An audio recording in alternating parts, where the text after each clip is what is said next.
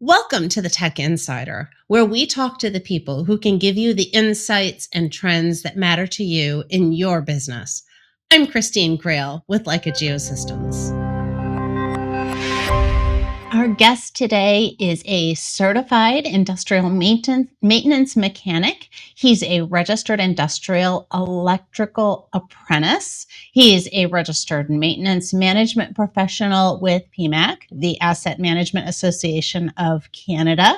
He's also a licensed millwright.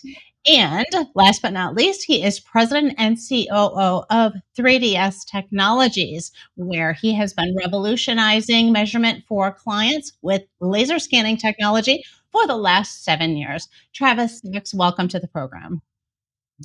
Thank you for having me, Christine. Travis, I have to start by asking about a recent trip you were on. I believe you went all the way from Ontario, Canada to Hawaii. And I just have to ask, how did you end up in Hawaii on a project? It wasn't even vacation. This was a project you were working on. Yeah, so we have a lot of customers that have international buildings and sites. So we get to go all over the world. This year we've been to Hawaii, Sao Paulo, Brazil, Santiago, Chile. We've been to Mexico twice. So really being based out of Canada, that's really exciting for us. And we love being able to support our customers on that global scale. It's something we enjoy doing. And, I think that speaks to our quality of work and our relationships that we built with some of our clients. Well, tell me a little bit about 3DS Technologies. What do you guys do and what types of clients do you serve? So 3DS Technologies, we're based in Canada. Primarily, we service industrial and manufacturing. However, we do scan for a lot of oil and gas, architectural, even down to residential. Though the whole why I started 3DS was to democratize 3D scanning and make it available across all industries. So we primarily do manufacturing and industrial because that's my background. And it really started because as I was a project manager, we would show up on job sites and so many times the drawings were inaccurate or there was no information at all. So like I remember one time we showed up to install a machine and there was no drawings and nobody even thought to measure how to get it inside the building. So we literally cut the machine, a brand new machine. It was a packaging machine. We had to cut it in half in the parking lot and to get it into the building where we could reassemble it. And then one of the reasons why I immediately saw the value of 3D scanning and, creating that digital twin, because all that work can be captured ahead of time before you even show up on site. Well, and I have to ask, how did you know that laser scanning and digital twins were the way to go? I mean, your background is in the industrial space. So how did you get involved in laser scanning? Honestly, I heard about it. So somebody I was in charge of a maintenance department at one of the local manufacturing plants here, and somebody was in and they mentioned it, and I knew right away. Like I was like, what? So I went home that night and I started researching it, and the more I researched it, the more I knew that it was, and this was about 7 years ago, so there wasn't as much information on it as there is today. But I saw immediately the applications and the, all the benefits of being able to have a digital twin or, a digital replica at your fingertips for updating plant drawings, for, doing maintenance planning, even, things like that. It's a no-brainer. It's not an if, it's a when. Well, you've really spent all of your time at 3DS Technologies focusing on laser scanning and the potential that can be achieved with laser scanning. I know that 3DS Technologies is a specialist in, I believe it's a rapid plant measurement. Is that related to laser scanning? Tell me what that is. So many of these uh, manufacturing facilities, industrial plants, even if they have the drawings, they're not accurate. They were drawn, and then when they built the plant contractors put things where they'll fit. So the rapid plant measurement technology is getting your exact measurements, and we can compare your existing drawings or create new drawings. And it's, it's a way to quickly verify that the information that you're working with on your projects is accurate. Some of these projects are, in the millions of dollars. So when they go to install them or when they go to plan them, and then the columns aren't where they're supposed to be, or the machines aren't where they're supposed to be, or the HVAC systems are in the wrong spot and they've designed the new piping to go around them. um, we can quickly, within hours, measure 2 million points a second per scanner. So that's, we're measuring everything you can see. So it's really powerful, really powerful. Well, and in the industrial plant space, time is so crucial.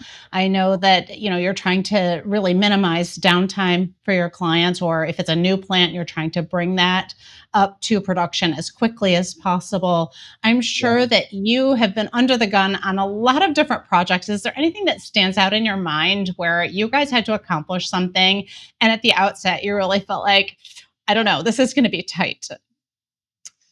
Yep. Just recently we had a customer who had, they had some budget they wanted to use up by the end of the year.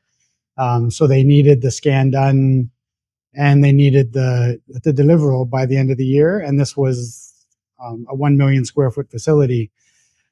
So starting December 1st, it was all boots on the ground, and we were able to pre-register on site. When we send that data back from the field, overnight, now you've got a registered point cloud where you can start your CAD modeling from. So within 24 hours, we've already started the CAD modeling while we're on site. So the technology has really come a long way.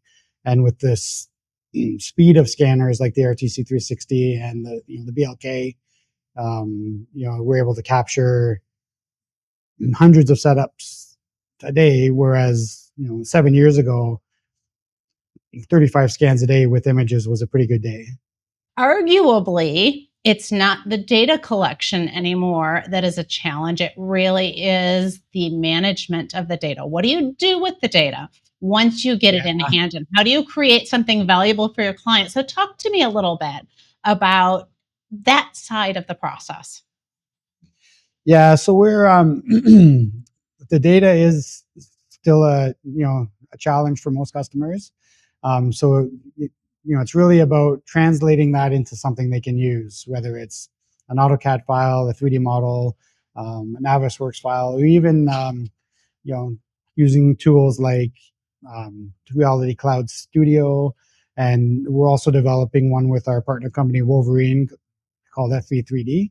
But basically, with tools like Reality Cloud Studio, you can visualize that data like same day. So you can upload right from the field, and then the customer doesn't have to download huge data sets. So they're able to go in and measure, walk through, fly through, and tools like that are really have really come a long way, because that's always been a big challenge. Is okay, now we have these gigabytes of data, and in some cases it can reach into the terabytes. What do we do with it, and how do we share it? What are some of the things that your clients have been able to accomplish because of laser scanning specifically? Because you have so many measurements. I mean, you're talking terabytes of data. Yeah. Give me an idea of what that does for some of your clients. Well, so once you're on site and we capture the data, and we might be capturing it for one project, but you're capturing so much data that data is able to be used again and again and again, and on multiple platforms by multiple uh, trades and vendors. So like we might be in there to do 2D floor plans, but now the customer decides we have one customer, and we did their whole facility. Well, then they decided they wanted to replace some of their piping, their blow lines. without having, without us needing to return to site, we have the data and we're able to extract that, and they were able to design and replace these sections of the blow lines, and they don't have to go up and measure or try and measure with a tape measure. So we were able to extract that data, and then when they go to put them in, they're an exact fit because of the accuracy of the scan data, and that's something that we captured as a residual. And then they can use that data again for if they're installing new machinery. So again, they don't have to rescan as long as nothing's changed. They can use that same data set.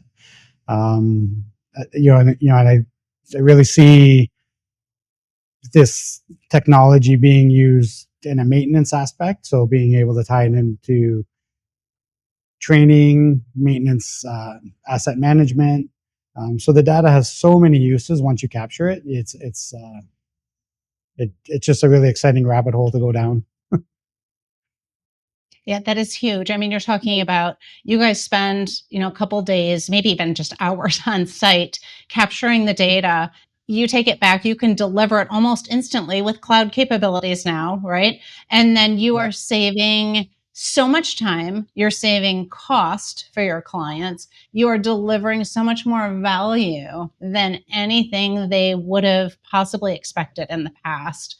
Yeah. Are you seeing a real shift happening in the industry now because of all these capabilities? Oh, for sure. I've seen like when I started 7 years ago, it was really a lot of education and a lot of like um, you know questions like, so what do you do? And there was still a lot of uncertainty about it, so people didn't trust it. They didn't, or they had tried it before and it didn't work, or something happened. But now we're seeing customers seeking us out and asking us for it and knowing what they want already. It seems like it's really moving from, at one point, especially in the industrial space, laser scanning and reality capture were really viewed on a project basis. I have a new piece of machinery that has to be installed, or I have this new thing that has to be done over here in this plant. Can you come in and scan just this one area? And now I'm seeing Yep. this shift happen where industrial plants are starting to see the value of scanning the entire facility and having a database available to refer Yep. to on a consistent basis, and really using that point cloud in a much more comprehensive way. Yep. Yeah, and being able to share that data on the web is really beneficial because project managers can talk about projects, they can plan projects with their head office might be in another country, and rather than the old way, everybody would have to travel to the plant, take some measurements, get back to the office. Oh, we didn't measure this part of it, but you know, having that data up front um, and that database, it you know it makes asset management so much easier. It makes project planning easier. And then as you work through your projects, you don't need to rescan the whole plant. You just need to update that little area. So um, it's we've seen a lot of clients use it as a live record keeping or asset management. And then with things like geotags and that, you can store your data in the point cloud. Do you see your industrial clients starting to adopt the technology for themselves? I know that in the past, it was always something that was outsourced to a company like 3DS Technologies. They would hire you to come in, do the scanning, manage the data. Are you starting to see your clients bring more of that work in house? And so it becomes more of a tag team effort? Yeah. Well, we're seeing both. We're seeing a hybrid. So some of our clients they own their own equipment, and they'll do smaller projects on their own. But then when they do have the larger projects, they'll bring us in. We'll work with them on it. And because I always say it's easy until something goes wrong. So just having that knowledge, that that experience, we're able to help with that, and we're able to help walk them through projects. So we're able to provide training. We can help them get established, deciding what kind of equipment to buy. Some customers that want to integrate the technology but don't know how, so we'll work with them on some new projects. They'll work alongside of us, and then we can help them, decide whether or not it's something they do want to bring in house. And sometimes they don't. Sometimes they just decide that, we'll leave that to the experts. So we'll do what we do the best, and you guys do what you do the best. So we work together that way. But there's many different approaches, many different hybrids. We even have some customers where they'll buy the scanner and they'll do the scanning, and then we'll do the data processing. And then if they need any modeling, we can look after that for them as well. Sounds like a really good partnership. Now, I know that 3DS Technologies really puts a lot of emphasis on data quality and accuracy. And, Yes. like with the democratization of laser scanning, there are so many different technologies available, so many different service providers available. How does 3DS Technologies set itself apart in the market? What do you do to achieve that highest possible level of Yeah. accuracy? Yeah, it's challenging because there is a lot of new technologies and products, but really our core business is accuracy. It's easy to want to get the quicker or the newest technology, or the cheapest technology, but in the end, when you compromise speed or cost, then you're compromising your qualities. So we really try and maintain our quality, because that's the one thing that, someone else's hand, they're going to think that's your benchmark. Okay, now I know that 3DS Technologies has used Leica Geosystems laser scanning for quite a while. You mentioned the RTC 360 and the BLK 360 specifically. What is it about Leica Geosystems that causes you to rely on that brand? So I did, when I was starting out, I did a lot of research, and I still do a lot of research. What I like about Leica is the ecosystem. So we also have a P30. We've got a robotic total station. We've got digital levels. We've got a couple RTCs, BLKs. They all work together very seamlessly, and the software works together seamlessly. And Leica is and has always been, a leader in like the quality of the technology and the software side of it. Like with things like Reality Cloud Studio, we use with the CloudWorks suite, 3DR, and it all just works really well together. It's a really good all around solution, and they have a whole wide range of products, that we've used sometimes that we don't own, like the BLK to go, the ARC, things like that. But we can pick up any piece of like hardware, and that data will go into the software that we already have, like Register 360 and Cyclone Core, 3DR, and Reality Cloud Studio. So it all really works well together. There's other scanners as good, I would say, but there's nothing better. So I think, it's one of the top scanners. The quality is always good. It's reliable, and it's just we've had a good. We've been using Leica for over 7 years, and we've had a really good partnership with Leica. Well, that is so good to hear. And you mentioned a number of different technologies there. You mentioned the BLK to go, which is the handheld laser scanner. You mentioned the ARC, which is the autonomous technology that you put on a robot like Spot. Are you seeing more applications for those kinds of technologies, coming from a background where you learned on the terrestrial stationary, where you had to put it on a tripod, and now we're getting into much Yeah. more mobile scenarios and even autonomous?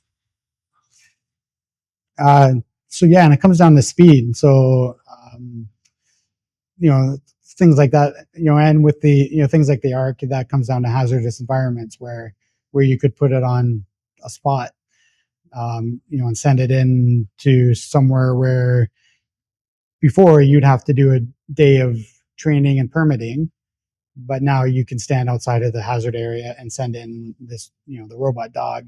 But things like the BLK to go, if you're doing, office floor plans or architecture, maybe the RTC 360 is overkill.